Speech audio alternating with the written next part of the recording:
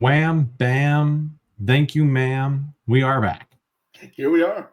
Here we are. How are you, sir? Good. It's been a minute since we've sat down. We did 2 or 3 episodes last week, but it's a lot going on. So it's good nice to be back in the saddle. It's definitely nice to see the weekly rollouts of the brew, Isn't it? Because we've had several of our listeners like let us know when this drops. We're like, oh, we'll let you know. Don't you worry. You just wait. You just wait. We're gonna be there. And look, I'm loving doing this weekly. This is great. I feel like we're reconnecting with people who maybe they didn't check in on their podcast often enough. I mean, could always just turn your notifications on, you silly goose, you. That's But it feels like we're getting back out there. This is great. Homebrew history is officially back. Yeah, and I think so far, I think we've had some, pretty good episodes with some pretty great people, and some people that we've had brand new, some guests of the old. Yeah, and that's been really fun. Is actually getting back to some of like our old friends. Yeah, having them back on the show, and it's like, wow, it's been 5 years. I know that hit me since we started this. It hit me right in the chest when Jane was like, when we were first on here, it was 2020, the world shut down, and how things have changed. Well, but I mean, here we are, and we've got all kinds of good stuff coming, right? We've really, really been hitting the ground hard, and not to being like a hard sell or anything, but like we've been really hitting the ground on our Buy Me a Coffee page. And thank you to those of you who have gone ahead and become subscribers, become members, and become a member of the Homebrew crew. That's just been spectacular to see. And then, too, we dropped a couple of kind of top secret episodes on there, and it hit me last week what we should be calling those episodes. We were like, oh, let's call it Lanyap. Oh, let's call it this. It's Homebrew History, Bo. What if we called it Last Call? Ooh. Oh, I like that. I like That's that. good. See, this is part of the thinking mental process that we do. Yeah. Except somebody did comment on our YouTube channel earlier. They're like, "Will you guys pick an intro already? Because we had the old one, and then we have the new one, but because we're still going through our backlog of recorded episodes, we still have the old intros on there." I think this one's here to stay. I think so. I think the new one, 2025 edition, Homebrew History, it feels right. It does. Right? Feels good.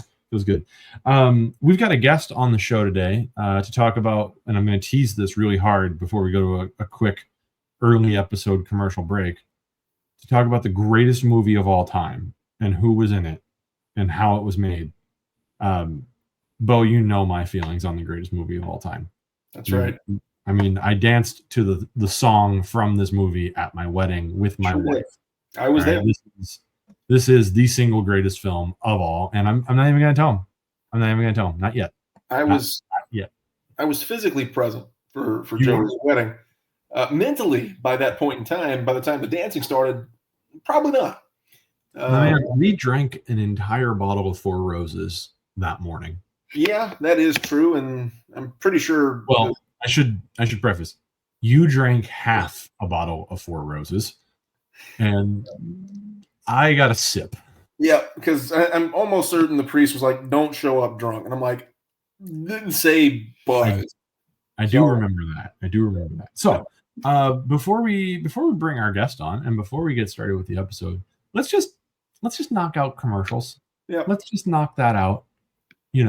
Hey, just a reminder. Homebrew History is brought to you by Civil War Trails. Civil War Trails, the world's largest outdoor museum with 1,600 different sites to visit. Get out there, make some history of your own, and be sure to tag Civil War Trails in any pictures that you take. Get that signed selfie. Use the hashtag signed selfie. Tag Civil War Trails to help spread the word about the world's largest outdoor museum. And be sure to visit their website where you can go and adopt the sign all on your own. So get out there and support Civil War Trails as they have always supported us. Bo and I mentioned it right there at the top of the episode, but here we are yet again, just 6 minutes later, Homebrew History now airs weekly. You can catch these ugly mugs and listen to these awful, awful, grainy, raspy voices all week long. Now, you can get us on Monday and then bam, yet another time. And if you join us on Buy Me a Coffee, you get exclusive episodes, a little bit of extra here and there from the last call episodes that pop up on there. We've got 2 up there so far, and Bo and I are scheduling our very first Homebrew History live stream. Information on that to be determined. Anyways, so check on that. Be sure to drop on over to our Buy Me a Coffee page. You can find the link for that down in the description. And if you forgot, the logo down there on the bottom right-hand corner, that was designed by our good friend Jeff Williams, the bearded historian. Be sure to check out his Etsy page. You can find links for more information down in the show notes and in the description of this episode. But I think right now what we'll do is we'll go ahead and we'll bring on our guest. And I think, Bo, I mean, really, truly, I said that we're going to call this, Chaz Mena and the greatest movie of all time. I really think we need to stick with that. I think, dear Chaz has been a great friend of the show for a very long time. So it's time to bring Chaz on for our 3-guest panel. There he is. Welcome to Homebrew History, Chaz. Thank you, guys. It's great to be here. It's such a privilege and an honor to see your grown-up faces now and become fellow fathers. Welcome to the club. Yeah, the race home when you called to make sure that you had to shave or didn't have to shave was the race home from Baton Rouge. I was about 20 minutes away from the house. I was like, that's fine. Shave, don't shave, whatever. All to try and get a little 15-month-old to her nap time. So here we are. Chaz, I call it the greatest movie of all time. I mean, I really seriously believe that there is no better film than Casablanca. It's so hard to think of something that could even top it. So hard to think of something that comes close. And you are, among many other things, a talented actor. You are a film connoisseur. You're a wonderful voice in the historic community in that you kind of breathe the present into this moment. Thank you. What do you think about Casablanca?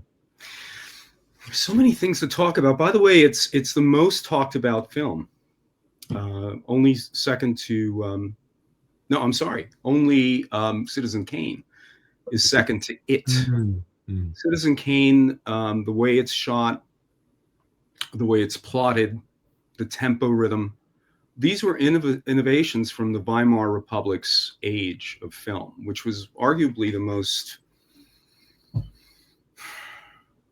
risky filmmaker. And I say that because as a filmmaker, it's so easy, even with the small budgets that I have. I don't do anything less than $1 million, which is really below the bottom rung, to compete with the big fish. What Fritz Lang did, for instance, and Cortese before he came to the U.S., what they were doing was inventing different ways to tell stories, right? Bottom shots, tilted shots, these things that we think were first shown with Citizen Kane were actually developed about 20 years before. It's just that nobody really appreciated it, and it needed somebody who had spent some time in Europe. Mm-hmm. And that was Orson Welles. And I mention that because the only other film that's been written about, maybe competing with it, is Citizen Kane. And in fact, the American Film Institute, back in 1998, the end of the 20th century, asked its members, but also film professionals, what the top 5 films in history were. Because by then, of course, we had about 100 years of history. Mm-hmm. We had the Lumiere brothers working early. We had the Trip to the Moon, I think, came out in like 1999, 98, 97. Maybe a little later, but we had veritably 100 years, a century. The top films were Citizen Kane at number 4, Gone with the Wind, number 3. The Wizard of Oz was number 1. Number 2 was Casablanca, according to the American Film Institute. Now think about that. This was just another film that was cranked out, like the sausage machines that were the MGMs, Paramount, RKO, and Warner Brothers. That year, Warner Brothers came out with 49 films. 49 films within the span of 1 year, with 87 contracted actors and about anywhere between 100 to 200, depending on the project, crew. People sometimes that were borrowed from the other studios. It also included actors. That's remarkable. They had about 5 sound stages, right, or film stages, and you just multiply that, and they would churn these out within a month, and actors would learn their lines, months before they had to go on, and you would be playing. For instance, when Humphrey Bogart and Ingrid Bergman were shooting on their time off, which was very little, when they'd go home, they'd look at the script that were backlogged, and then that they had to be shown. Among them, of course, famously Maria, and For Whom the Bell Tolls, and that's the only reason why we have Ingmar Bergman, Ingrid Bergman, play Ilse, because David Olsesnik let her be, who's from MGM, let her be borrowed by the Warner Brothers to do it. And she agreed to David O. Selznick, the one who produced and directed the Gone with the Wind, that broke all records in 1939. She wanted to play Maria. And during the second day of shooting, she got the telegram by Selznick and said, "Hello, Maria, how's the shooting going?" So she jumped up and down, and she's like, I got Maria. And Michael Cortese, the director, goes, Hungarian, we'll talk about later. He was like, "Yes, my dear, but you are now playing Ilse." That really put her in her place. Humphrey Bogart was about to, after he left Casablanca, I think he took some weeks off, and he went right into Sahara, where he played the sergeant in a. Now, was it a light tank? I want to say it's a Stewart tank. Remember that? Yeah. The movie, was it a Stewart tank or was it a Sherman? Maybe a Grand tank, one of those early tanks. I think it was a Stewart. It was a Stewart tank, right? And but anyway, that's a fabulous movie. Actually, one of the best wartime films, in my humble opinion. But Casablanca is a film about a current event, right? It was to open in April of 1943, but the premiere was in New York City, Radio City Hall, on November 26, 1942, in time with the invasions of North Africa, 1 week after Americans about 1 week, maybe 10 days after the Americans had landed in Casablanca, and I should say faced kernel of resistance there by the Vichy troops. 500 dead and about 1,500 casualties, American, just purely American. So it was in the news. Current events, people were scared. I don't need to remind you that at that time, in 1942, the outcome of Guadalcanal wasn't clear, right? The U.S. Navy had to retreat and left the Marines on their own. I suppose if we're going to leave people on their own, you do it to the Marines, the best light infantry of the war, in my opinion. And I'm not being jingoistic about this. Just look at the stats. Alamein had just happened, and that was but the Germans were doing rather well in Barbarossa, right? It was their summer of victories, right? Right. The winter hadn't set in. Of course, the Philippines had fallen. About 10,000. No, actually, 25,000 U.S. soldiers had died in the Philippines alone. Okay, when we left Corregidor, I remind you that I think that's a little under half of what we lost in Vietnam within weeks. So people forget the scansion of this war. And people forget that when people those that worked in Casablanca they were in wartime schedules. They had to get there before 7 o'clock in the morning. Everyone from the janitor to the sound technician to the actors, they all had fingerprinted IDs. They had security that was under the watchful eye of the National Guard, California National Guard. They couldn't do any outdoor shooting, and that includes the end of Casablanca, right? We'll talk about that, because it has to do with the fact that they can only spend $8,000 per set, because plywood was needed, nails were needed, everything had to go towards the war effort. It was strictly a war economy. Let me tell you something. $8,000 in today's money. I looked it up some months ago. I think it's in the order of like $150,000 today. Can you make a movie for $150,000 today, Chaz? You can't build an interior set and pay the people doing the art department. So if you're doing this office, half of these books, or most of them, are just the facade. For instance, right? You're using old wood. But the person, and then you got props, and the person comes in, you have to pay them. The art department in Hollywood, they anywhere between $5,000 and $10,000 a day. So you're talking about a tenth of their budget was all they had to build sets. And the thing is, if you can only do interior sets, what do? You bring out old stocks, So when you're looking at a wall in Casablanca, like for instance, the blue parrot, that was used to make Sahara. Sahara. And they were just paint. The painters were very busy. Costumes. You can only use. Now, this is key. Every actor in every film, including my measly little films, you need to double their costumes for any contingency. Usually it becomes distressed. You have to play with shots that occur that night in the script, but you have to shoot in the morning. So what do? You have to distress it. You send it to the cleaner, and then you have another costume to go in. They couldn't afford that. They couldn't do that. I mean, fabrics were under war rationing. Really, these were debilitating, incapacitating rules. You couldn't have outdoor shots, Yeah, it was impossible. And people, here's another thing. Everybody had to be home by nightfall. Because of the curfew. Yeah. Blackout. So a lot of people the crew came in at the crack of dawn or before, if they had a special,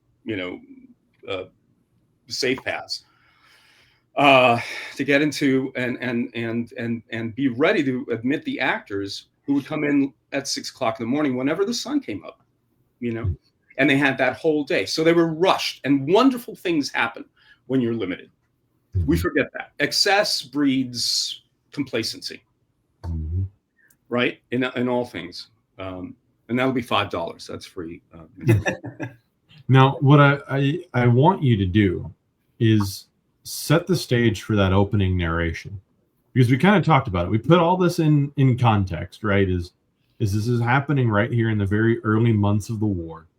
We're what, 5 months? Well, for us, right? 5 months for us, but now we're 1939, so what, 3 years for the rest of the world, and then if you're in China, even longer. Yeah.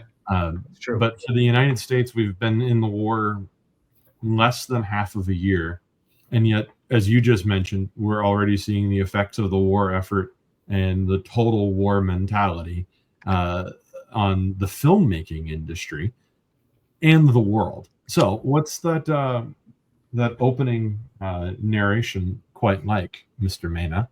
Well, by the way, you could find this online.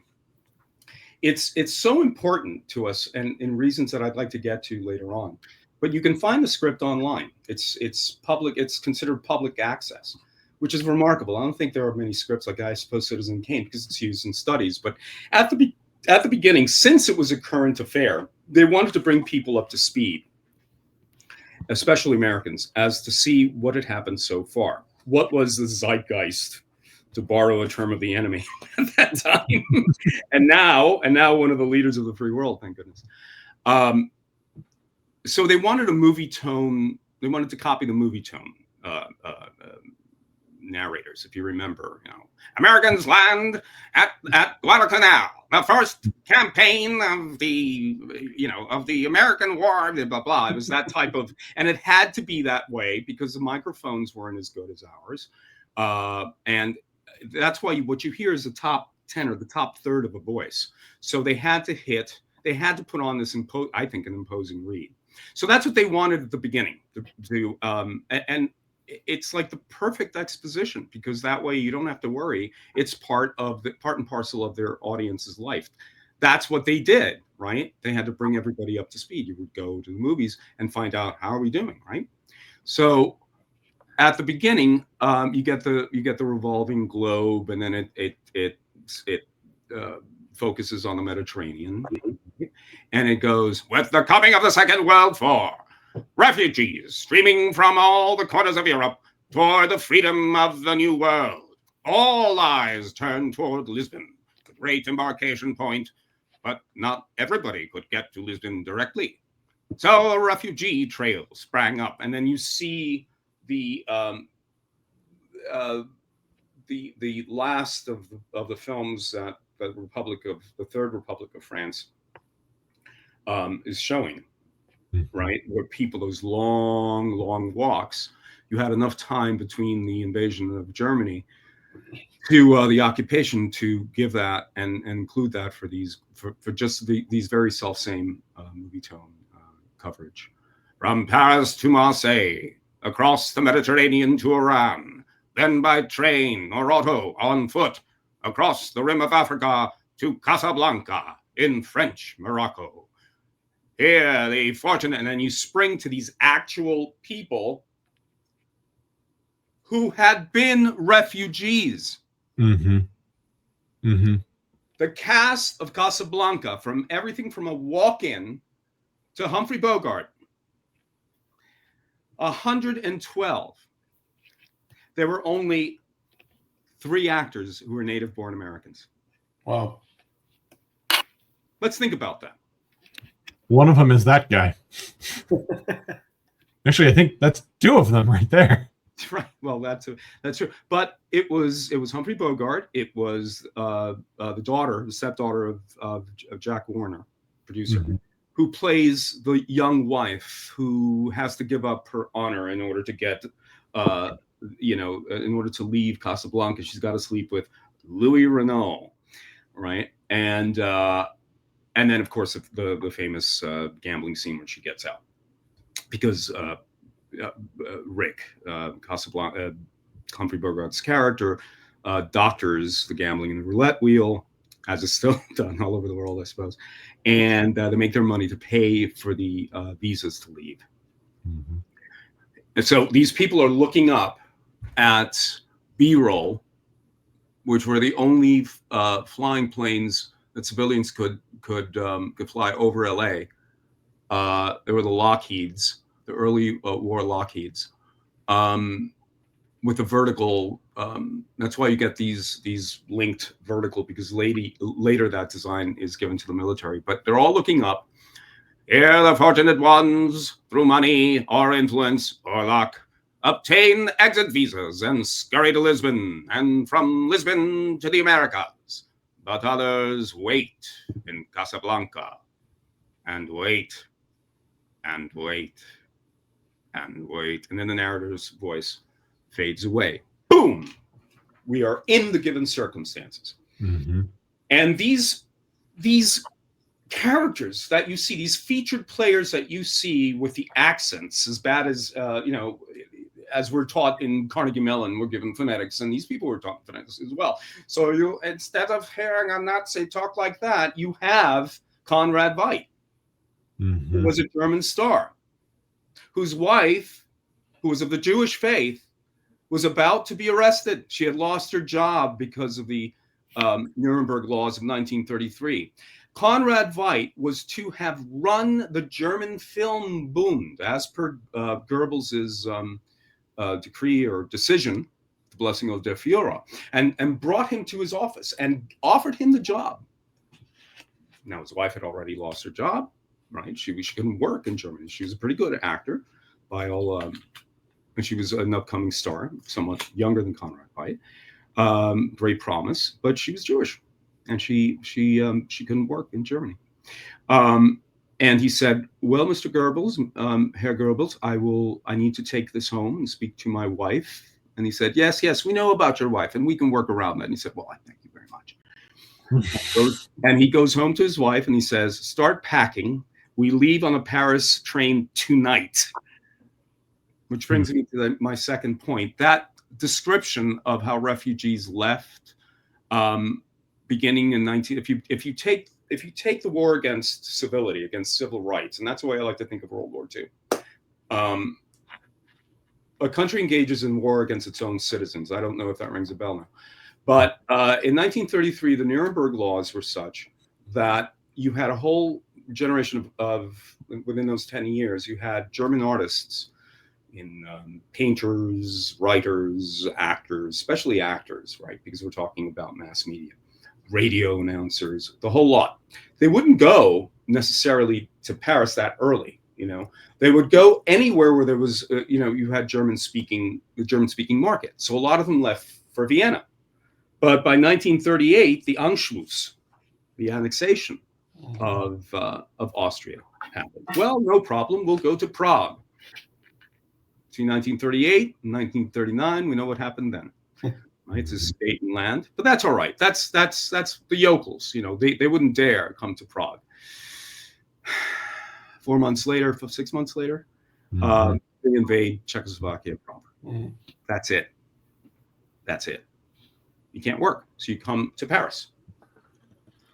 Some of them know French, some don't. Those that don't try to make it to England, or indeed to after the occupation in 1940. Indeed, a good number of them come to Vichy. What was the capital of Vichy under Pétain? It doesn't come to me right now. Well, Vichy, France. Oh my God. The capital of the southern puppet republic under Pétain, and from there to North Africa, who still had links, and of course America was had an embassy in Vichy, so you could get out, but you needed to know. Everybody knew you wanted to get out, so you had to grease palms. So everybody practically everybody in that film had taken similar routes, right? You do have French people, we'll talk, for instance, the one who sings La Marseillaise,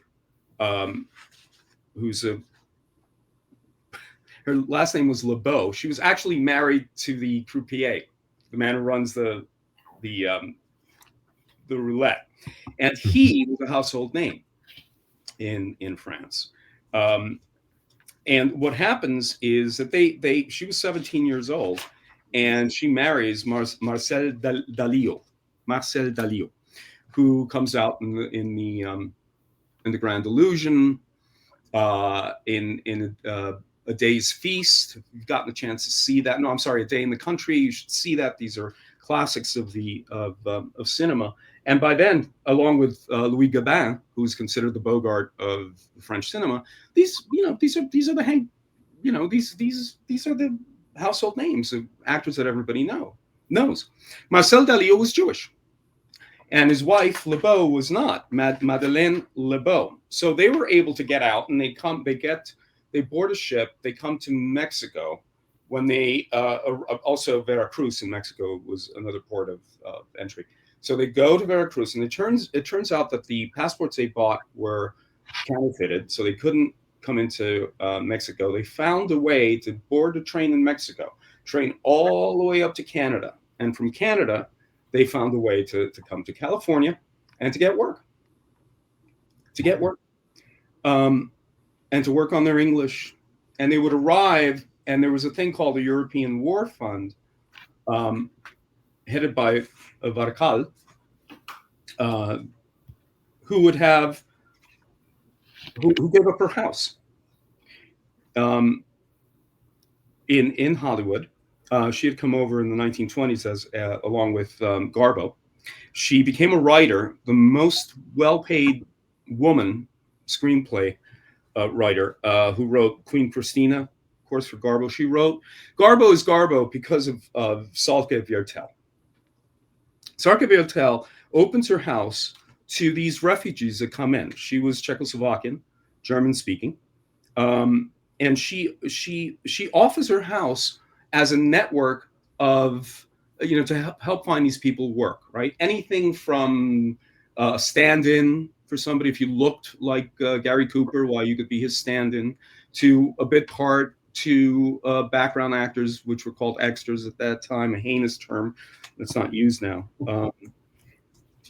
And she would have these Sundays at Barca's. Bertolt Brecht, Thomas Mann, these actors that you see in Casablanca, they would all come there, and some of them would stay and sleep on the floor. I mean, this woman was one of the most generous peoples of the people that these refugees could meet, because the government wasn't. It was a time of, of hard-nosed, what I like to call hard-nosed studio cinema, where it was survival of the fittest, and you had to sleep for a part, and you had to. I mean, it was hard for actors, especially non-English speaking actors. And the European Film Fund is in existence from 1933, and that's no coincidence because that's where the Nuremberg laws were enacted by the National Socialists in Germany until 1945, the end of the war. Sadly, a lot of these people that came out later in the House of Un-American Activities were accused of being fit columnists for the Eastern Bloc, the Communist Bloc, and a lot of them had to go back. Famously, Bertolt Brecht, who then went to Eastern Germany and became persona non grata within months. So these people were faced from two autocratic, stilted, and rather perverted, in my view,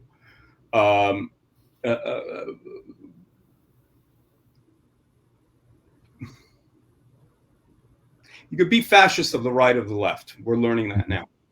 And they taught us that fascism is actually a pathology. It's an illness, right? So it creeps into any idealism. And that's what they lived. That was if you were from Central Europe during the 1930s and 1950s, you had a hard time.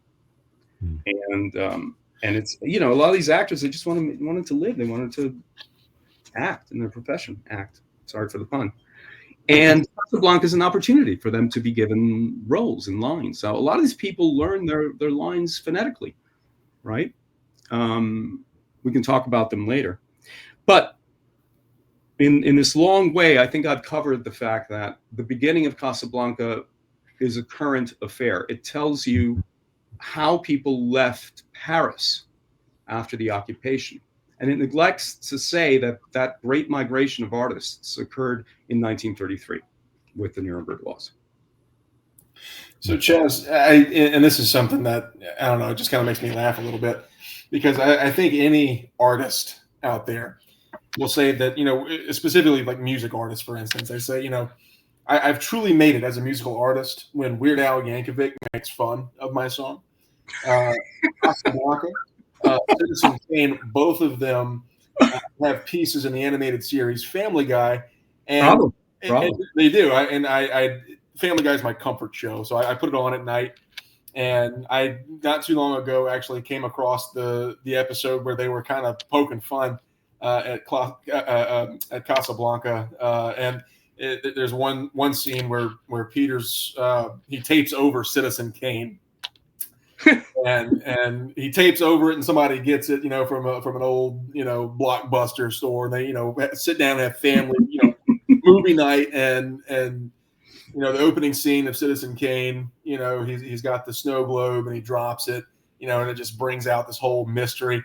And he stops it right there, and he goes, "It was his sled. It was his sled, Rosebud." It was his sled. Right. And where they make fun of Casablanca, it's just like a bunch of Vichy Frenchmen, smoking cigarettes, and then there's looking at them like this. Yes, yeah, and then there's the closing scene, and Peter's smoking, and Lois is heading off to the plane. So Chaz, what is it about Casablanca that excites you so? my parents were refugees. Yeah. I think you have a very, very unique story. I actually had Joey had forwarded me an article that you had written. And as I was starting to read it, I mean, I only wish that it was longer. I could not put it down to have a family that, went through the Cuban revolution and just, completely life-changing things. So, I mean, I think that's even worth, bringing up a little bit. I mean, 'cause that's very unique. Thank you. Actually, you are I'm in development for our next movie, which is adapted from a bad play I wrote about taking care of my dad. I was primary caregiver, my wife and I, for our parents, both sets of parents. But as my dad was dying of cancer, went from the hospital to hospice, it was me. Mm-hmm. And I learned things about him that I had no idea, that later I was able to corroborate when I went to Cuba as part of an artistic exchange with the theater company I was a member, a repertory theater company I was a member of in New York. And we toured Cuba, and I on my own, I went to these different places where my father had been during the revolution. He was part of the urban guerrillas, which is they really copied the French resistance. I mean, a bunch of cells in urban areas, as the name implies, and you would only have 3 people in your cell, and everybody had nom de guerres, right? So el chino in Spanish, la perra, or the dog, or my dad was el moro, the Moor, because he had beautiful curly hair. He's quite a handsome man. I don't know where the looks went. Probably my sister, but he anywho. So I learned things as he was dealing. He was under palliative care, so for months.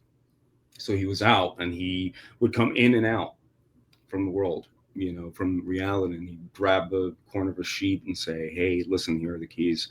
The material is inside the trunk. The keys are left on the inside tower in the hub of the passenger side."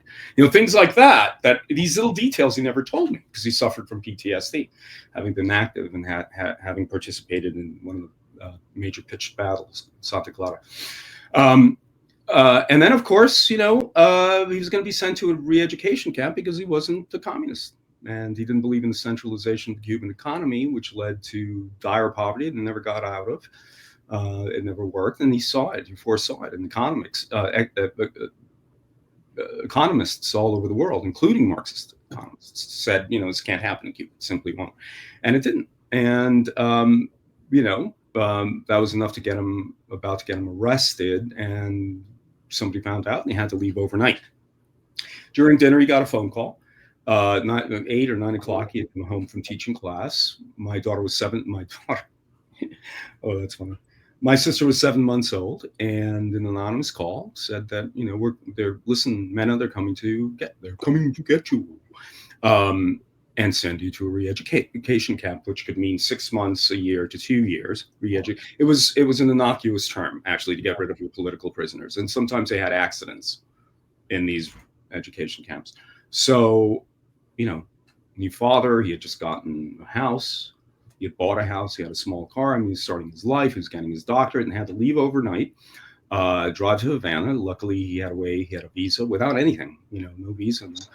There was an American called Zimmerman, who was a World War II veteran, very good friend of my father. My father was an accountant and worked all over Cuba, as well as study for his doctorate. And that's how my parents got out on a tourist visa, with $25 in their pockets. And they never went back. So for my father to see this, it was like political church for him. He identified with all of these people who were in the film. They weren't acting. So when Madeleine Lebeau sings the Marseillaise, that's the first time she's sung it in 18 months, and she has family there. Wow. And the cute little couple that are coming to America, and they're learning English, and they go, yes, we are learning English, and we are going to get to our new country, and we are learning our English beforehand. And he goes, oh, really? The elderly cherubic, who was also from Vienna, and he had to have left. Waiter says, remember him? What was his name? Franz. And he says, have you been practicing? He says, yes. For instance, my darling, what watch is it? Oh, Papa, it is 10 watch. Such watch, you know. So it made right. Stossel and Ilka Grüning. That's right. That's right. And Stossel actually had a late life career in Hollywood until 1954 when he died of a heart attack. And his wife in the film, what is her name again? I have it in my notes. Ilka Grüning. That's right. Gurney headed the National Acting Institute of Vienna. I mean, these were people at the top of their career, you know. And for my father, who was considered a Wunderkind, right? All expenses paid, asked to come and study at the University of Vienna, asked to give, my father, there's a joke. Well, anyway, my father identified with them. So when Madeleine LeBeau sings the Marseillaise, my father, who knew some French, would sing it. And I would sing it with him.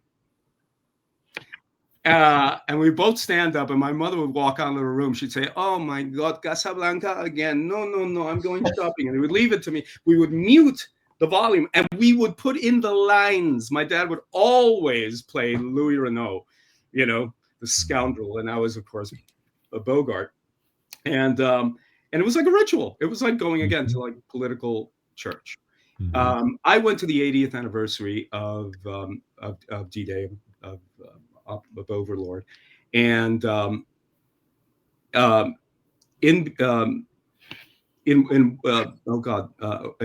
Caen. I admit I had one too many, and I was in a room full of other historians and just folks from Caen. And I can get by with French, you know, speaking to them. And I stood up and I sang the Marseillaise. And I can't tell you how moved I was, because here I am. I was singing for my father. Would have loved to. I'm very connected to that song, and it's through my father. That comes the universal song of the immigrant. Now let's dive into a couple. I don't think we'll have time to do everybody, but let's dive into a couple of the kind of the principal actors, the people that we see on screen who have these immigrant stories, that have these refugee stories. And oddly, I think we should start with a man who has to play his opposite number, in a sense, in Ludwig Stossel. Conrad Veidt. Right? Here's this a man who's a German actor, and now he has to play the baddies. You know, he is, and the delicious way he that's, by the way, that's when he deplanes at that airport. It had to. One of the things I didn't mention is that you weren't allowed. If you were civilian, you had to have a written permission to come into any airfield. It was an anti-sabotage clause in the War Acts. We had our own War Acts. So they all had IDs, and they shot this in a small airfield. It's the only outdoor shot that they were able to make. It was in the middle of the day. They were surrounded by officials, police, and possibly National Guard. I'm not quite sure. And he deplanes, and that's when he says that line. Louis Renault says, "Welcome to Africa. I suppose it's a little too hot for you."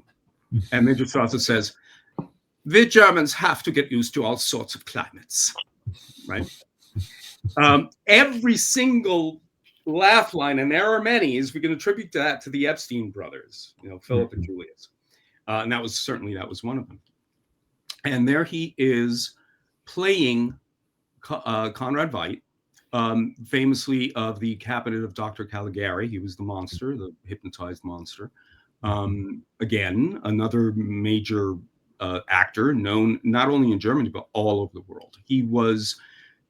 He started off as, he was always famous. He was matinee idol in Berlin, all over Germany, and he almost got in trouble.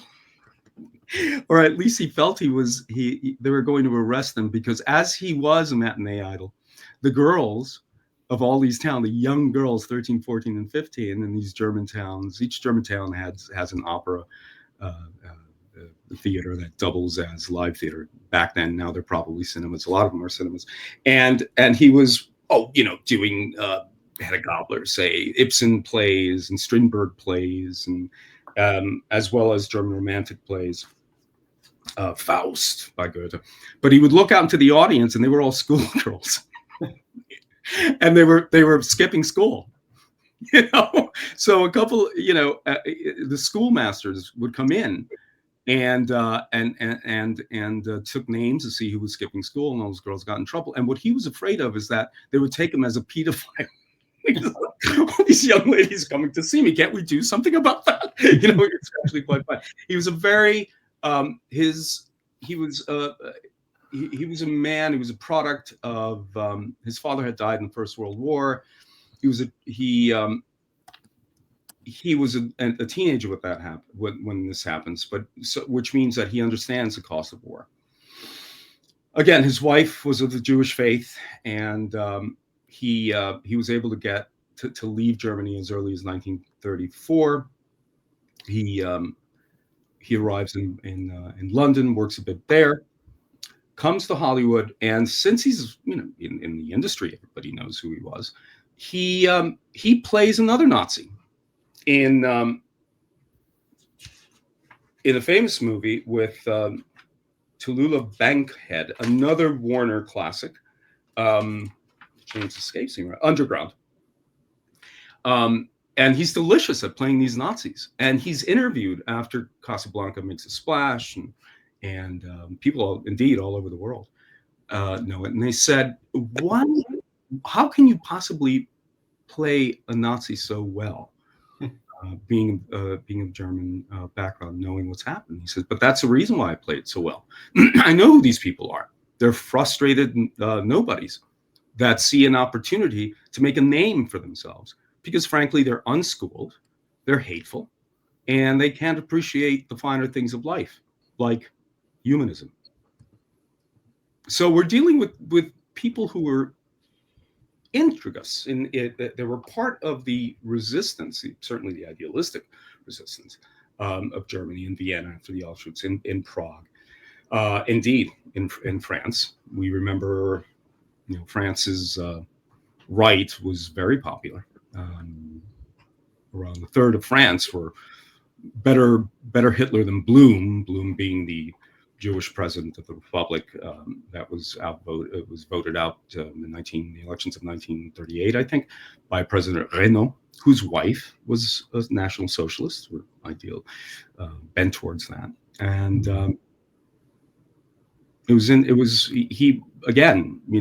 he had the wherewithal to come in early. Sadly, he dies on the golf course in 1944. Yeah, and he was only 49. So. It wasn't a stroke, was it? Oh God! No, it was a heart attack. Oh God! Wah, wah, wah. Yeah, I'd say that's one less stroke off his golf game. Terrible. Yeah, maybe too soon, perhaps. Sorry, guys. Now let's talk about his shadow figure in the movie, because here's a man who's constantly right behind him. And I'm gonna guess it's probably Ryan. That's right. Yeah. You've been doing your homework. I've had to write these down. He actually goes back to Germany after the war and tries to resuscitate his career. Yes, he was a philosophy student. And when he was about to take his final, and it reminds me of Gertrude Stein, who also, our poet Gertrude Stein and writer, who simply said, "Oh, I don't want to take a philosophy exam today," and she left school. He was offered a job as a philosophy professor, and he simply didn't take it, and he became an actor. He was in amateur theatricals throughout his college career.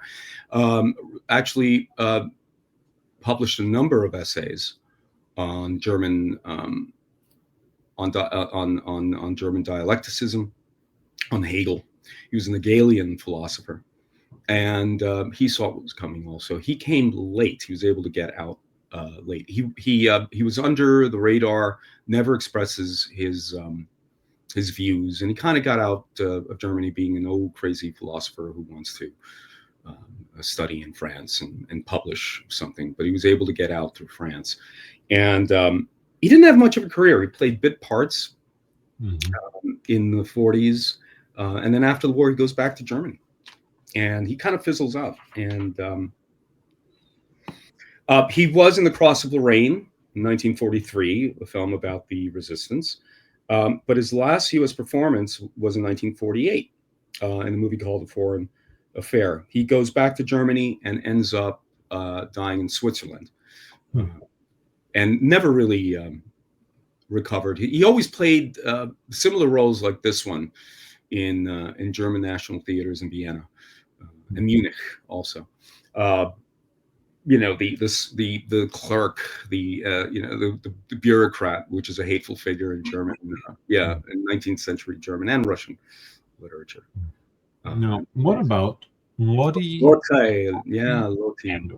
Lottie dies in New York City after having a career in television with her husband Ziegler.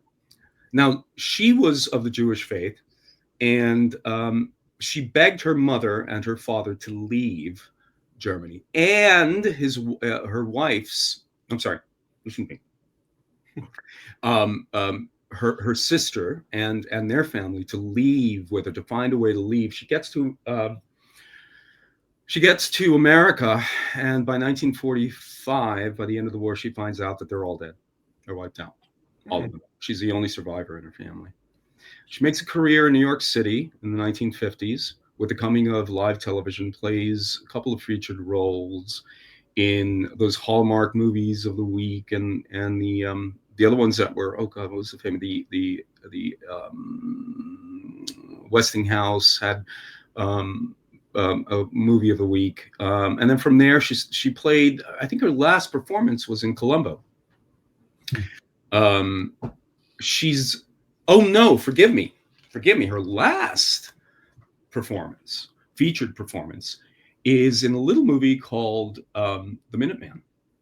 She is one of the people who recognize, who did Olivier play? Well, it was a Mengele-like character, and she comes out and she yells, "That man tortured us! That man is a Nazi! He was the doctor of Auschwitz," and Olivier runs away, and somebody gets in his way, and I think Olivier takes out a knife and kills him. But she's at the top of the movie, and that's her. That's how she's mostly recognized, apart from this. When she's dying, and Ziegler is also dying, Ziegler wants to go back and die in Germany, and she says, "I'm not going back to Germany ever. I'm dying here." Sad. So they divorced. I don't know why they divorced. He went back to Germany, lived another year and a half, dies. This is 1975. And she dies in 1976 in New York City. Just another actor, man. Yeah, one of the actors that caught my eye, caught my interest, was S.Z. Cuddles. I got to know about this guy. How does one get a nickname like that? I'm a little scared to ask that question. Selznick had hired him for a movie that he had a fabulous career. Now he landed on his feet. Back in Germany, he's Czechoslovakian. No, I beg your pardon. No, he's Hungarian birth, but made a career in Vienna and Prague. In the interesting years between both world wars, and Berlin, and he always played the cute little foreigner, the one who spoke English not so good, German not so good, but he was trying very hard, and he was known as a comedian. He used to do, stand-up comedy isn't an American phenomenon. We had funny monologues being read aloud, and personas like, "This is a story of my life." This Hungarian immigrant to Germany in 1925, and that with no name, but he thought he was something else, and he was just a lowly clerk, and so people would laugh at him because he was a person. He played a person of no importance. He brings that to America. He is in a movie that's directed by David O. Selznick in 1938. Oh, good God. What was it? Well, it'll come to me. And his English is so bad, he keeps messing up a shot.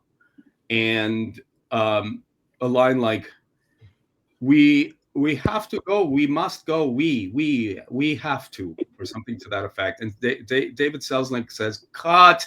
And he goes, how many takes? And he goes, we're in the 20th. And he goes, fuck. Something like that. So he would move his jowls and he let out an expletive, and everybody started laughing. And everybody called him, oh my God, he's so cuddly. Look at those jowls. And he went on. He was in the Andersons. He played supporting roles in Capra films, and you could see him in a lot of the older films. Dies in 1952, devoted to his wife. His wife would go everywhere with him. In fact, when they were shooting Casablanca, she was a knitter, and she knitted some tea cozies for Ingrid Bergman and Bogart with their names and everything. And all they raised were dogs. And they were one of those people, as dog people, And his dog, whose name was, I forget his name right now, Cooley, I believe. It was a nickname, a Hungarian nickname. He dies in 1952, and of course his wife is inconsolable, but so is his dog. His dog dies a week on the same day, 1 week later, on the same day, at the same time in the afternoon. Wow. So they were a very loving couple. They were childless, and he was a stand-up comic, if you want to call it that. There's some variation. He would write these monologues. Again, a person of no importance, laughed at his own expense, and he brought that to America. But what he found in comedy was a moral fiber. So everything you see him do is a very strong moral. Well, again, he was given these roles, right? And he was the comedy relief, but always somebody who tries his best and does the right thing. He never played a villain. I mean, how can you play a villain? Look at him. It's not like Paul Greenstreet, who plays plays the owner of the Blue Parrot, and he's the fat man in the Maltese Falcon. Some people are just people. Some people. It's hard to say if you get cast because of who you are, or you become who you are because you're cast a certain way. In order to be cast based on who you are, you have to be very comfortable to play yourself. And gentlemen, that's very hard to do as an actor, is play yourself. I have found it a lot easier to play behind a character. You can repair to the character, even on film. I just finished playing, anyway, I don't talk about myself, but it's a lot easier to there he is, Paul Greenstreet. And that's when he's, I think that's when he promises to give no, in fact, he gives him the visas to leave, and Bogart, I'm talking Rick. And then Rick goes to Louis' prefecture and tells him that what he wants to do is go away, have him arrest Victor Laszlo, and then he can go with Ilse to the New World. He's leaving Casablanca. At that time. And that's important. That's when he says, "What about Louis?" And he says, "Well, I'm not in the practice of selling human beings." And I'd like to talk a little bit about the writers, because the three writers were the Epstein brothers, if you can call them a unit, and they were Howard Koch and Andrew Robinson. Whenever you hear a funny line, it's the Epstein brothers, who were brought in because they wrote comedy, and they were nuts. They went to, I don't know, I don't talk about myself, but it's a lot easier to Princeton, both of them.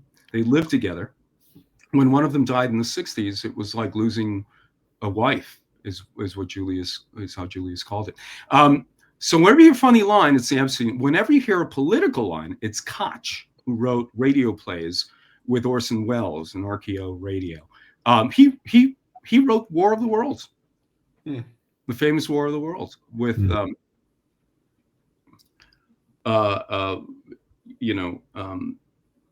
he's responsible for bringing current affairs to the lap of people, because he felt that the American people were just unempathetic with what was happening. Now, when the love story, the big problem, and that's when they brought in Robinson. Andrew Robinson was specifically the romance guy. He was always brought in to bring up the romance volume in, if you would, on scripts. The romance was the problem, because they didn't know the ending of Casablanca up until the 7th week, up until a week before they shot it.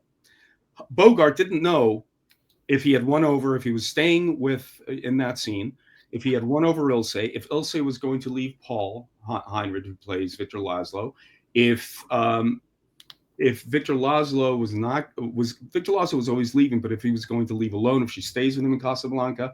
And it was very difficult to play those scenes, right?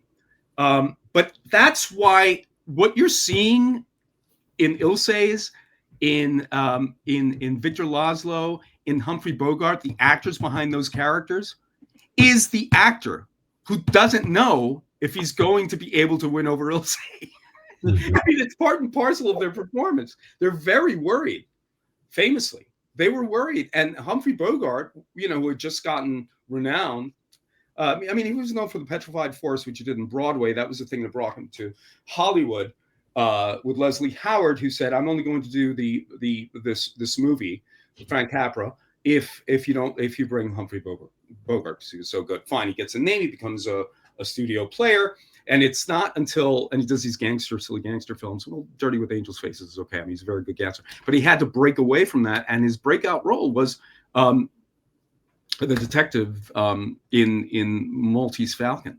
So he was on, he was on the upswing, and he thought Casablanca was going to murder him because he didn't know how to play it. He didn't know, they were writing lines the day before throughout the film. So he wasn't sure about his lines. And that's what he brought was no acting into the film, because he had just gotten the lines and all he had was the other actor. And that's the way we work nowadays, Mm-hmm. You cater to the script the same way, but you don't prepare something at home and bring it in as they did. No, I'm going to throw myself out there and say that my second favorite Bogart movie is Dark Passage. So, I see him at his greatest moments, I think. Now, I know we're running out of time. And I'm sorry, I'm going on and on. It's all great. I can talk about this all day, sorry. So let's talk about Claude Rains before we go to our last featured character. Claude Rains was born with a lisp. Claude Rains was born with a lisp. But he plays this part so well, because it's the kind of we talked about this when you and I were talking about, do we want to bring this on? Should we do a show like this? He's just a sleazy, kind of dirty, corrupt, and yet still he's likable. And you almost kind of root for him and Rick throughout the entire movie. Right. Even though at times they're against one another, you're almost rooting for what happens at the end, which is the beautiful friendship. That's right. And you feel, because you like him throughout the movie, and you're always saying, why do I like this guy? The payoff is at the end, when he joins the fight against Nazism, and he decides to go with Rick to Brazzaville and join the Free French, right? So the reason why these two are so important to us still today is that Humphrey Bogart is the typical American, in that we have a sentimental core, but we protect it with cynicism, right? And a rough-hewn whiskey voiced, in exterior. Right? Oh, do your best, Bogart. Come on. I'll do it at the end. But Claude Rains is born he's a Cockney. Dire poverty in London, in the South Bank. And he comes to show business being a messenger in the theater. Now, this is a time when you need messengers going to different places, bodily messengers, going to buy. If something happens in the theater, they have to go to a fabric store. They have to get sewing. If something happens, they have to go to the pharmacist, or they have to call the actors 5 minutes, 10 minutes. And usually these were people who were aspiring actors, and they would come in as young as 12 years old. Indeed, Claude Rains was. And Claude Rains would watch from the wings. But Claude Rains, all this, I'm not going to do my Cockney. I need to work. But he would say his name was Claude Rains for the longest time. Claude Rains, because he couldn't roll his R's. He couldn't say Rains or Rains. With that medial or initial R. So Claude Rains. And in fact, what happens is everybody called him Rains. And what happened, and he was born called, Rain, like what comes down from the earth, but he changes it to Wayne to everybody because he couldn't pronounce the R, the initial R. So he does some bit parts in the theater. And the theater manager looks at him and takes him under his wing. And he says, I'm going to teach you how to speak. So from 16 years old until he has to go to the First World War, and we'll talk about that for a second, he acquires this upper class, posh. So he'll say things like, Rick, sometimes I don't know if it's your sentimentalism that makes you, if you're a sentimentalist or a realist, this sort of thing,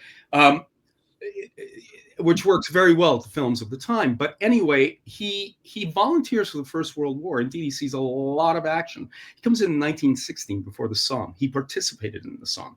He was a buck private, right? Rank and file. But because of his speech, and he lied, he gets a battlefield commission and leaves the army as a second lieutenant. I'm sorry, as a first lieutenant. And he's able to. They invited him to stay in the army, but he goes on. He wants to go back into acting. He goes to a pub. He meets an actor who just got a job. He says, "Why don't you come with me? Why don't you come with me the first day of rehearsal? I'll introduce you."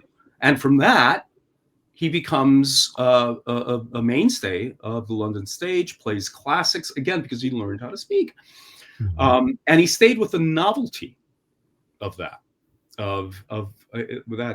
that feeling of that challenge that allows you to reach great heights, which is what I talked about before. When you have restrictions, it's amazing what you can do. And that self-feeds your confidence and your, I suppose you can say, your ego.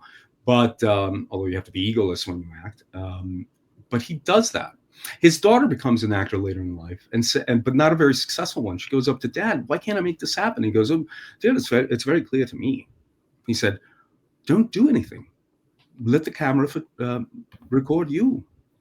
You don't have to act for the camera. Let the camera do all the work." And that's really important for film actors. It's something it took me a number of years to learn. And I'm no Claude Rains, but he comes to America. I forget his first breakout role. Oh, The Invisible Man. The Invisible Man. So the director of Frankenstein, Wesley, is it? Oh, for heaven's sake. I'm forgetting things. But the director of Frankenstein is also directing, becomes a monster movie director, and Wales, W-A-L-E-S. He's trying to cast the Invisible Man, and that's his breakout role. He's still wonderful. And the Invisible Man is apparently a very tall, good-looking man in the script. He's described that way. And when Wales hears when they do the audition, for lack of a better word, they would do a film test, and he hears him speak, he says, that's our Invisible Man. And his assistant director says to Mr. Wales, he's he's no idol. He's no movie idol. And he says, no, but he's got the voice, and I'm doing the Invisible Man. You know what I mean? So that's his breakout roles, and from then it was all straight up, shot up like a rocket. And after Casablanca, he becomes a fixture in American movies. He becomes an American and naturalized. And lives his life helping other actors, working with the Screen Actor Guild. He's one of the founders of Screen Actor Guilds. He's quite a man, very active, and a lover of actors and acting all his life. Now there is one left. Madeleine LeBeau. And it's I think it is, you know, you talked a little bit about what the song itself means to you, but I think that scene is the movie. Yes, the movie is that scene. Everybody you see standing up, every single person you see standing up, I could say that every single person sang that song. Half of them were in tears. Half of them were in tears. There was no acting. None. There was no acting. There was no acting. That was a moment where character. Sometimes this happened in.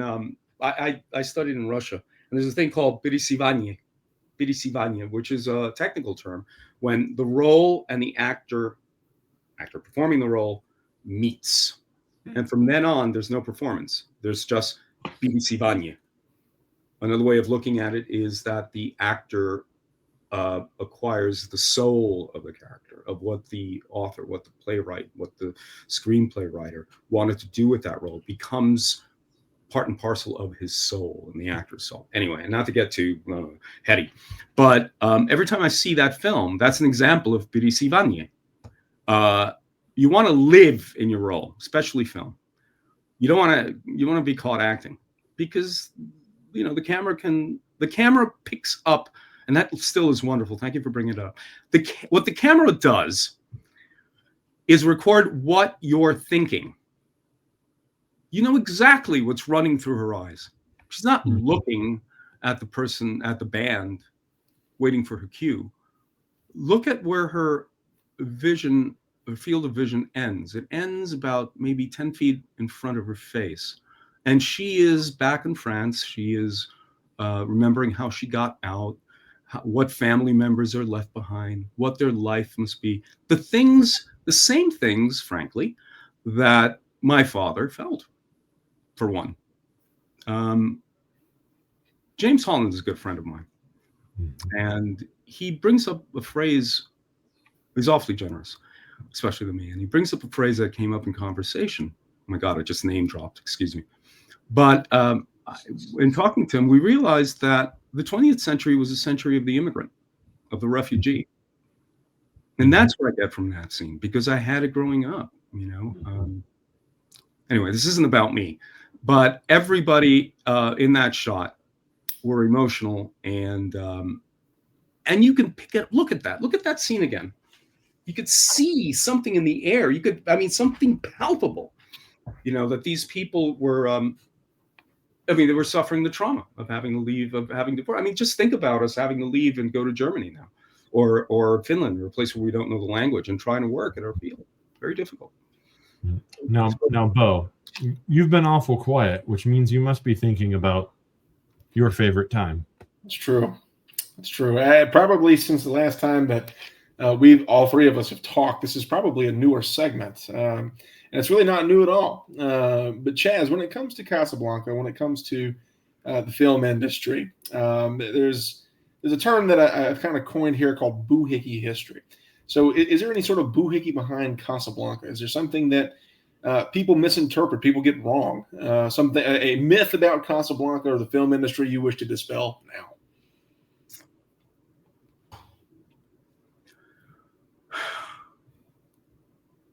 When you watch the film today, you feel like it's part and parcel of that era. Mm-hmm. You know, we won. hands down. Mhm. Everybody wants to come to America. We won. America was the only nation that wasn't bombed. America was the nation, yes, it went through some hardship, but people comparatively ate very well. They lived, they couldn't buy tires, they couldn't buy nails. By the way, Jack Warner used to pick up the nails that people would drop because nails were the most expensive thing, and he would pick up the nails on the floor. They had they were able to make their own nails at one point because they needed them. So we went through some hardship, but America is when you watch this and you say, well, of course they want to come to America. We're the apex of human beings, of humanity, the apex of human history. And we forget that other peoples felt the same way. Yeah. And I think we've become a little bit too complacent. And I don't want to get into politics, but you watch that. When I watch that and others, we forget that these folks didn't know the end of the war. Mm-hmm. We look back, but when you're making this, the Axis powers you can argue, were winning, and we, you watch this. It's not that we're making this confidently, like, for instance, when we make, by 1994, you're making films like Mrs. Miniver, Mm-hmm. Went the Day Well in Britain. You're making a film with the confidence that we're going to win. It's just a matter of time. Mm-hmm. That was not the case. That was not the case in Casablanca. And the actors were surrounded by wartime rationing and I wouldn't say suffering, but limitations, restrictions. So it was in the air. No, we were not winning. We were not winning. Not really.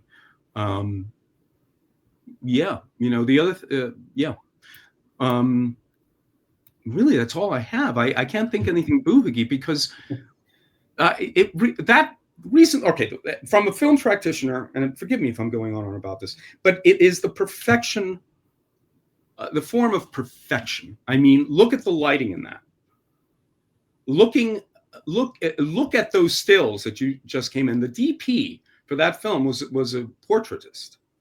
Okay, he made his living all his life taking pictures of portraits. So he brings that into everything he does. The DP, for heaven's sake, I'm telling you, is it Gruning? Anyway, it's he was an immigrant. He's a portrait artist, and you could see. Look at that. That looks like something done indeed it was in the studio, but you don't get, you get 3/4 shots. Have you noticed that? You have very, very little full body shots. It's all 3/4. That's actually called in the business, forgive me for saying this, but the tit shot. It's from the tits up, And even today, it's actually medium shot. But today you go tits up, and they go, yep, tits up. And then you go, when do you say it? Yep, tits up. And then, this is a half, and then you get this. But this is, watch frame by frame, pause it, and you see that medium shot everywhere you go. Why? Because it gives you also a sense of movement. It helps the tempo rhythm of the film. It helps the audience say, let's put on our roller skates. We got to move forward. We got to move forward in the war effort. We have to move forward towards victory. Just like the people, we can't stop. We don't have the indulgence of stopping in our efforts. And then by the end of the war, you have I'm sorry, you can argue this. You have another terrible ideology that's threatening you. So that thing to move forward in the fight, that last scene when he goes, and don't forget, you owe me 10,000 francs. And he goes, there's 10,000 francs. We'll pay our way to Brazzaville. Us. Mm-hmm. Louis, this is the beginning. Louis, I think this is the beginning of a beautiful friendship. And the way he says that, the way he says that is that tough American practicality. By tough, I mean hard-nosed rather than tough. The practicality of having to do this fight, it's enlightened self-interest, and it's it's essentially saying the lives of three people don't mount to a hill of beans around us. It's really, you can go, if you want to get Jungian, it's the universal hero coming from the margins. Of course, Casablanca was the margins of the French Empire, and coming with an idea that that defeats a mechanistic, drab a culture, which is National Socialism, philosophy of the classification of races along accidental of birth, accidents of birth, you know. And in fact, Jack Warner brings out some of the material throughout the war and says to everybody, please show up at 7 o'clock in the morning. I'm going to do some reading from Mein Kampf, and we're going to discuss it. And he did that throughout the war. Do you know how much money, how many war bonds were bought at Warner Brothers theaters alone by war's end? $360 million. That's a lot of dough back then. Yeah. We're talking in the billions today. And that was one studio. So the Warner Brothers, who were victims themselves of early 20th century pogroms in the Russian Veil, they lost family as well in pogroms. You know, they were the ones that created films that enlightened American audiences. They closed shop in Germany in 1934, 1 year after the Nuremberg laws. Okay, MGM, RKO, and Paramount left in 1938. I lie. Some of them in 1939. MGM in 1939. So we're talking people who saw what was coming. Anyway, that ending became they didn't know how to end the film. That ending that you see today were one of two films. One of two endings. They were recorded. The other one ended with, of course, I'll have to arrest you, and Rick is arrested. Rick is arrested and taken away. This ending, this was written 8 days before they finished. 8 days. It was one of the last shots. Some B-roll were the last shot. It took 6 weeks to shoot at a time when films like this, 90 minutes, were shot in 3 to 4 weeks. So I don't know if they felt there was something special in this, but they were scared. The actors were scared for their lives. They still, and it was a marvel to them that it was received the way it was received. My father, first time he saw this film, and I'll end, if you don't mind, I'll end with this. There was an ongoing joke among the immigrant actors that they said, they would say, one man comes in and goes, in those Sundays at Varka's, they would say, what did you do? He says, well, I ran the Institute for Advanced Aesthetics in Vienna. And the other guy would say, oh, I see. You were a German Shepherd too. In other words, I was something back then, and now I'm a mutt, right? That was the ongoing joke. I was a German Shepherd too. Later in life, I came across an ongoing joke of Cuban and Central American. There, that's mom and dad. Yeah. That's when they were. That's the day they became fiancés. Anyway, the ongoing jokes among Cubans were, he gets off a raft and he's a mutt, and there's this beautiful French poodle, this American French poodle, and he's sniffing her backside. He's, oh, excuse me, let me tell you my name. And she turns around and he goes, and the French poodle, and he says, please, you're a mutt. Let go of me. Get away, you cur. And he looks at her, and he's all beat up, scabs, having been in the ocean for 10 days. And he looks at her and goes, yes, I am a cur. I am a mutt. But in Cuba, I was a German Shepherd. That was an ongoing joke. That was a joke. Exactly the same thing that they said in the late 30s with these people that came over. That joke was probably said on set of Casablanca. It's not a very funny joke, but it's their way of making finding I don't know, of self-deprecation, and finding humor in their situation, and funny enough, in my father's culture, it was the same thing. So this similarity of feeling this I suppose you can say, this empathy that my father had for, and my parents had, and not only then, but all over the world. When this film came out, was astounding. And I don't know how a movie. I mean, why not Miss Minerva or other wartime films like?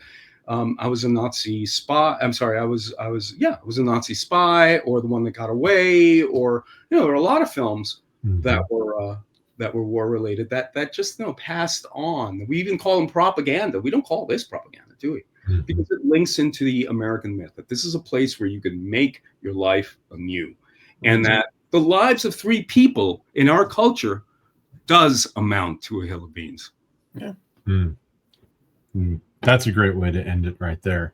Thank you. But we can't end it because we still have to ask what's in your cup. That's true. That's true. Well, I'm gonna ask Chaz. Chaz, what you got in that tin cup of yours? Well, I used to have Folgers. Is that that for an hour and 28 minutes? I was going to say, is that actually the greatest part of waking up? No, but you know where it comes from. Good to the last drop, don't you? It was Teddy Roosevelt who was given. You heard this? I think it was Chicago. He was giving a talk. He was a candidate on the second. I know after he took over McKinley, he had an election, and somebody handed him a coffee, and he was a big coffee drinker. And he just before he finished this, can I have some more of this coffee? It's good to the last drop. And it became part of our national parlance. Thank you so much for the opportunity to talk about my favorite film. It is also my favorite film. There are others. The Third Man is by Carol Reed is phenomenal. Talk about that, and also much loved. But this one hits home, and I'm not the only one who said that. And thank you for the privilege to talk about it. It was great to see you guys. And what's in your cup? Yes, Joey. Oh, it's not quite Folgers. It was though River Road Creole roasted coffee. So I too am in the black coffee crowd, and in just a little bit there's some green tea that's waiting on me. Oh wow! It's full of blueberries, so we'll get all of our antioxidants in today. How about you, Bo? Whereas I have become the alcoholic of homebrew history, but alcoholics go to meetings. I don't. What was in that cup? My youngest brother, Brady. Brady has been working at Total Wine, which is basically a 21-year and older person's heaven. Total Wine's here too. I know what you mean. A wonderful place. Well, this past, actually yesterday, we had our first crawfish boil of the season here in South Louisiana. And my brother brought with him this company called Scatterbrain. Scatterbrain made this dark chocolate banana whiskey, which I was incredibly hesitant to try because sometimes when you put two good things together, it makes a terrible thing. Like fruit is good, cake is good, fruit cake, nasty crap. That's what my wife says. Yeah, nasty crap. And it's like you take a bite of it, it's like, is that a Skittle? It's like, yeah. But actually, as it turns out, this stuff is actually really good. I would actually highly recommend you put it in some coffee. So a little kick in the Folgers, or to really kick up that River Road over there. Wonderful stuff. Scatterbrain's dark chocolate banana whiskey, actually pretty good stuff. Dang, you should put some Sambuca in your coffee too. Oh yeah, ça c'est bon. Now, Bo, you know what I'm thinking, because we've gone an hour and a half now. I think we're going to end up making this 2 episodes. So listeners, you'll get the first part on Monday, and then you'll get the second part on the following Wednesday. Maybe we'll do it all as one. Who knows? I don't know. I we'll see how much time I can allot to editing it. But Chaz, it was a pleasure to have you on. Bo, I know I always enjoy it when we can get a guest on who just talks for an hour and a half and makes our job a lot easier. I'm so sorry. No, it makes my life easy. It makes your life easy, and I think we all feel good. And to talk about this and this experience with somebody who's in the film industry, Mhm. and someone who has such an in-depth kind of personal connection to it, beyond, it's a great movie and I really love it. Right. To have that personal bond with it, And a very clear passion. it's incredible. And Chaz, we know, you've got a film that's now releasing in North America. Yeah. And it's winning some really great recognition. Yeah. You are, I'm not doing this whole flattery thing. You know me, I don't flatter. That you're a gifted writer and an incredible actor, and I'm working on it. Your ability to reach through the screen and to tell a story is so evident in this film. So give us, maybe 2 or 3 minutes. That way we can just add an hour and 35 minutes mark. You want to talk about Bella?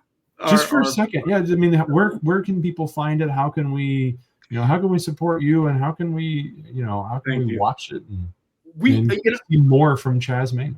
Oh, dear God, you poor people. But my partner is in Puerto Rico. He's Puerto Rican descent, but the reason why he's there is because Puerto Rico, the Film Commission has a wonderful thing called film credits. So we're able to fund our films through help of the Puerto Rican Film Commission. The way it works is that you basically get a tax credit from it used to be like that all over the country, but they've copied what was nationally. I believe it was the Reagan administration that ended that. Ironically, because he was an actor, but it's exploded. So a lot of national and the big fish come to Puerto Rico, but the little fish like us, if we write scripts that are set in Puerto Rico, and the characters are you're allowed to have one person who doesn't live in Puerto Rico in the cast. You can shoot. And what I did is took inspiration from how we adopted my daughter, Annabella, whom we call Bella. And it was I won't go into details. I've only got 2 minutes. I've spoken entirely too much, but it's very difficult there's a whole demographic of people who are older in their lives who had to wait until they had the economic base to have children. You don't have to wait. That's my big lesson. You have to have something, but waited too long. So we found it difficult to have children. So luckily we found this program that allows you that urges you to adopt, and I prefer to adopt in America. And we adopted, and we haven't looked back. It's the best thing I've ever done in my life. And she's our daughter. My father was adopted too, incidentally. So always knew I was going to adopt. So anywho, that story that I co-wrote, was simply set in Puerto Rico during the pandemic, because we had to shoot during the pandemic. So we included the pandemic in the storytelling, and it's made all the difference. We were just admitted into the Buenos Aires International Film Festival. Further there, we're up for the Platino Awards in Madrid, which is like the Oscars for Spanish-speaking productions, held in Madrid. We're going to Chicago 2 weeks. We were in Atlanta. We opened with the New York Latino Film Festival. But 4 or 5 other places don't come. Rome, the Rome Film Festival we got into, and we're still waiting on some of them. Usually our stuff gets put into the platforms immediately. My partner is very well known in those platforms, specifically Max. But anyway, so we're taking a new tack. We want to give it a long tail, go to different festivals so that we can have the platforms pay more money for our film. So so and we're getting a distributor now, world distributor, because we made some waves. What can I tell you? And now we're in pre-development for our next piece, which is it's inspired by my dad's story, my mom and dad's story.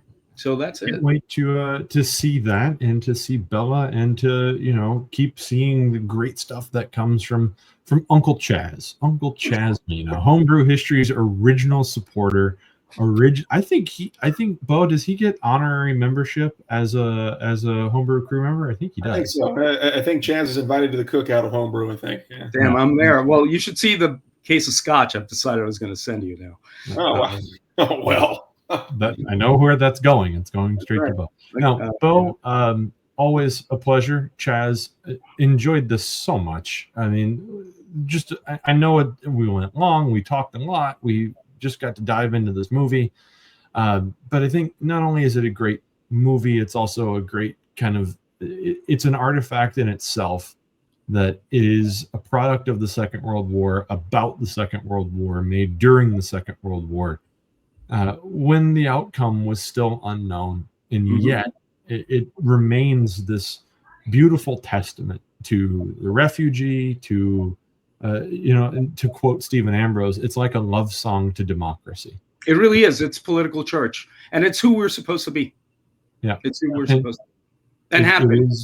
It is exactly who we are supposed to be, and as you said, can be. Bo, I can't think of a better way to end it. Yeah, so let's go ahead and we'll see you next time here on Homebrew History.